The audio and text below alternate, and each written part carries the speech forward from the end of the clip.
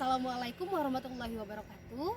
Perkenalkan, saya Pertiwi Septiana Siregar, peserta Latsar CPNS 2021, Pemerintah Provinsi Kepulauan Riau, Angkatan 16. Baiklah, dalam video kali ini saya akan memberikan review mengenai pembelajaran agenda 3 tentang kedudukan dan peranan ASN.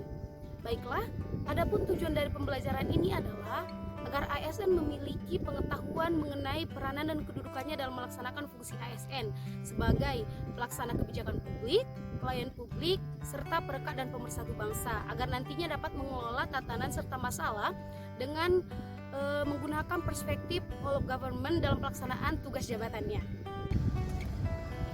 Baiklah, adapun peranan dan kedudukan ASN dalam NKRI, yang pertama yaitu manajemen ASN. ASN adalah aparatur sipil negara yang bekerja di instansi pemerintahan. Menurut Undang-Undang Nomor 5 Tahun 2014, ASN adalah profesi sebagai pegawai negeri sipil dan pegawai pemerintahan dan dengan perjanjian kerja.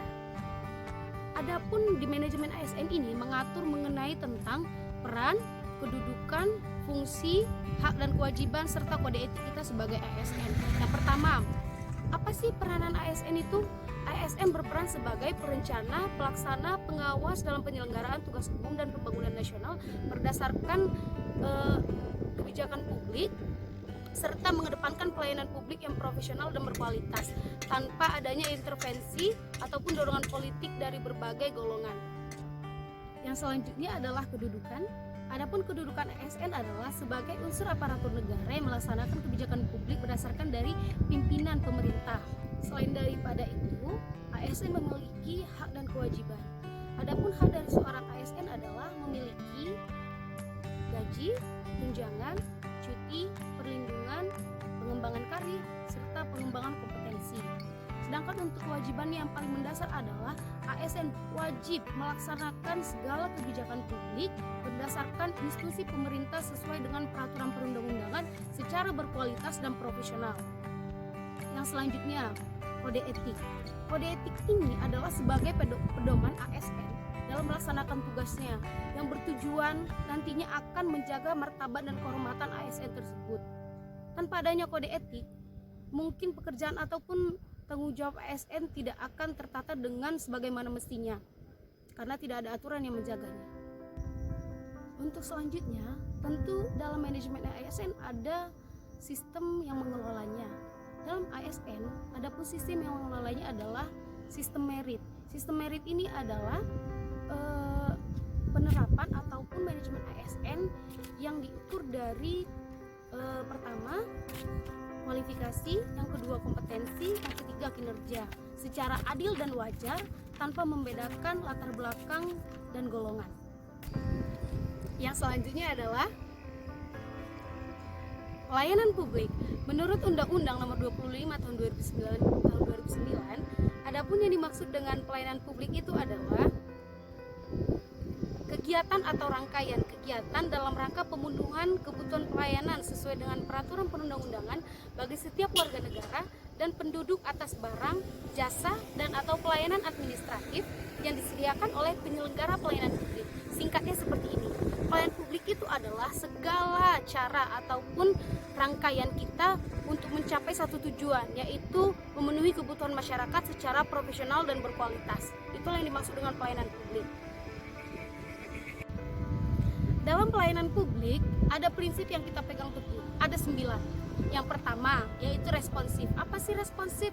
Responsif adalah kecepatan kita dalam melaksanakan tanggung jawab. Ada masalah, kita carikan solusi, seperti itu. Yang kedua, yaitu partisipatif. Partisipatif adalah ikut andil dalam melaksanakan pelayanan publik baik kepada masyarakat ataupun kepada instansi dan organisasi. Yang selanjutnya adalah aksesibilitas. Aksesibilitas itu adalah kemudahan kita dalam mencapai akses. Misalnya dari jarak A ke jarak B jaraknya lumayan jauh, tetapi diambil solusi dengan penerapan aplikasi ataupun inovasi lainnya. Yang selanjutnya adalah berkeadilan. Berkeadilan itu adalah artinya tidak memandang berdasarkan golongan. Jadi kita memberikan pelayanan itu secara rata dan berkualitas kepada semua lapisan masyarakat tanpa memandang golongannya. Yang selanjutnya adalah tidak diskriminatif. Tidak diskriminatif ini ada kaitannya dengan tadi berkeadilan, tetapi ini lebih sempit. Tidak diskriminatif berdasarkan golongan ataupun ras. Yang selanjutnya adalah efisien dan efektif. Efisien dan efektif itu adalah tepat guna dan tepat waktu. Seperti itu. Kita dalam masyarakat mengutamakan ketepatan waktu dan ketepatan guna. Yang selanjutnya adalah mudah dan murah. Tentu dalam pelayanan yang salah satunya sangat perlu adalah mudah dan murah, sehingga mempermudah masyarakat dalam menikmati layanan tersebut. Yang selanjutnya adalah akuntabel. Akuntabel itu adalah kita secara konsisten bertanggung jawab melaksanakan pelayanan publik kepada masyarakat mulai dari awal sampai selesai, penuh dengan ketanggung-jawaban. Baiklah, yang terakhir adapun peranan dan kedudukan ASN dalam NKRI adalah whole of government. Apa sih yang dimaksud dengan whole of government ini? Whole of government merupakan sebuah pendekatan atau integrasi upaya-upaya kolaboratif pemerintah dalam mencapai suatu tujuan bersama. Mengapa sih perlu dilakukannya whole of government? Yang pertama yaitu sebagai mengurangi ego sektoral dari masing-masing instansi atau organisasi pemerintahan. Karena ada paham yang menyebutkan misalnya seperti ini, instansi ini lebih perlu. Kalau instansi ini tidak ada, maka pelayanan pemerintah tidak dapat dilakukan. Yang kedua yaitu dorongan dari publik, dorongan dari masyarakat. Yang selanjutnya yaitu keberagaman. Dengan adanya keberagaman, maka perlu dilakukannya adaptif. Yang terakhir yaitu perkembangan teknologi informasi dan komunikasi. Seperti yang kita tahu, zaman sekarang apapun yang kita laksanakan itu tidak jauh hubungannya dengan teknologi informasi dan komunikasi. Maka atas dasar inilah perlu diterapkannya atau dilakukannya pengaplikasian dari whole of government.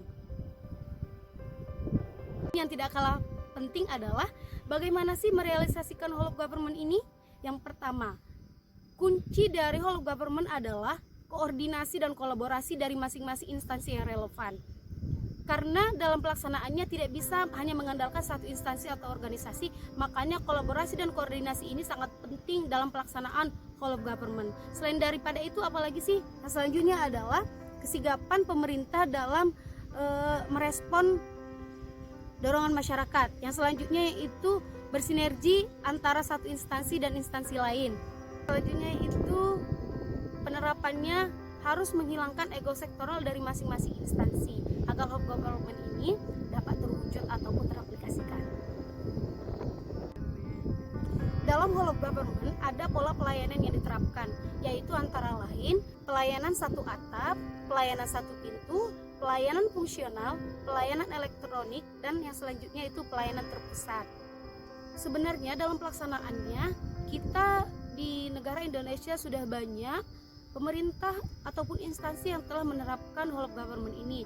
Seperti yang saya ketahui ada beberapa, salah satunya adalah Kementerian Koordinator, pemerintah Kota Surabaya, pemerintah Kota Yogyakarta, dan lain-lain. Yang akan saya ambil sebagai contoh di sini adalah satu, pemerintah Kota Surabaya. Jadi dalam pemerintahan Kota Surabaya ada namanya sistem terintegrasi elektronik, yang di dalamnya itu ada berbagai macam layanan yang bisa diakses melalui internet. Yang pertama yaitu ISDM ataupun elektronik SDM. Dalam elektronik SDM ini, di sini diatur dalam segala bentuk pengurusan administrasi ASN. Jadi tidak perlu lagi pengurusan secara manual menggunakan folder-folder ataupun file. Seperti itu. Yang selanjutnya itu e-education. E-education ini adalah elektronik ataupun sistem aplikasi yang mengatur tentang pendidikan. Jadi di dalamnya itu kita bisa melihat nilai rapor, bisa dalam melaksanakan tryout secara online dan lain-lain. Yang selanjutnya ada e-health. E-health adalah electronic health yang memfokuskan terhadap pelayanan kesehatan. Jadi biasanya kalau kita melakukan pelayanan kesehatan itu langsung kepada rumah sakit. Jadi ini untuk pengambil antrian dan segala macam sampai ke pemberian resep obat bisa dilakukan secara online melalui aplikasi. Yang selanjutnya ada siap siaga bencana dalam 24 jam di dalam pemerintah Kota Surabaya. Selama 24 jam itu dipantau ataupun dikontrol melalui CCTV. Seperti itu. Yang selanjutnya ada e-permit. E-permit ini adalah aplikasi yang berbasis kepada perizinan, baik perizinan usaha, administrasi, dukcapil, dan lain-lain. Seperti itu. Jadi, menurut saya, whole of government yang seperti ini sangat baik untuk diterapkan di segala lini, baik secara instansi provinsi, pemerintah, kementerian, lembaga, dan lain-lain, agar dapat mencapai fungsi-fungsi yang seharusnya dalam berkewarganegaraan dan berbangsa. Baiklah, video saya kali ini mengenai peran dan kedudukan ASN saya sampaikan di sini.